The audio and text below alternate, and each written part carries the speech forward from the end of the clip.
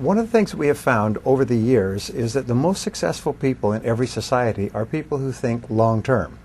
And it's one of the things we teach in all of our courses is long-term thinking, or what is called long-time perspective. So what you do is you wave a magic wand and you imagine that you could project forward 5 or 10 years or even 20 years into the future. If your life was perfect sometime in the future, what would it look like? Now, with regard to home ownership, everybody has an idea of a dream home. When my wife and I started out, we had very little money, and then I started a new business, and we promptly lost all of that.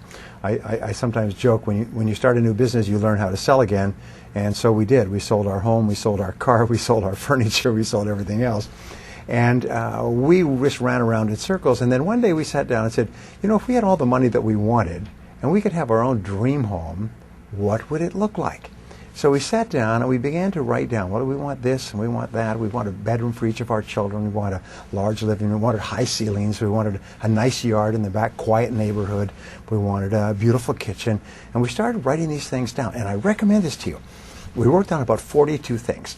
Now, at that time, it was just a pipe dream. But then we thought, well, wait a minute.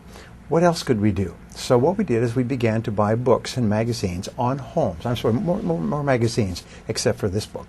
And we brought Homes Beautiful, Architectural Digest, Southern Homes, beautiful pictures of homes. And we used to go through them every weekend and tear out pictures of homes or parts of homes that were beautiful for us.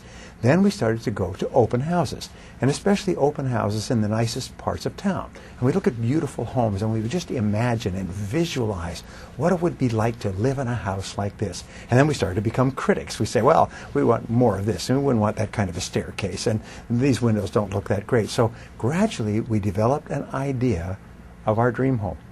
And we had no idea at the time how powerful this was, but we both had a mental picture of a dream home that combined all the things that Barbara wanted, my wife, and all the things I wanted.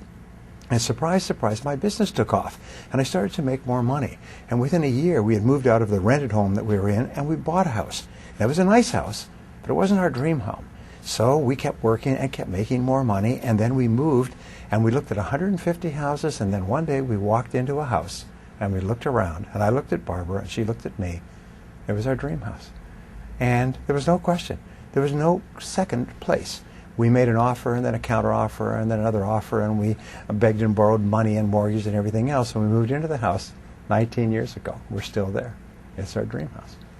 So long-term thinking, having an idea, a vision of where you want to go, dramatically improves short-term decision-making.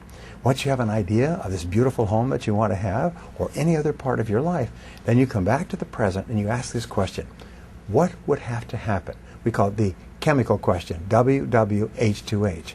What would have to happen for you starting today to eventually get into that house? Number one is to decide what it will look like. And number two is to begin putting aside the money necessary for the down payment so you can get your first foot on the ladder.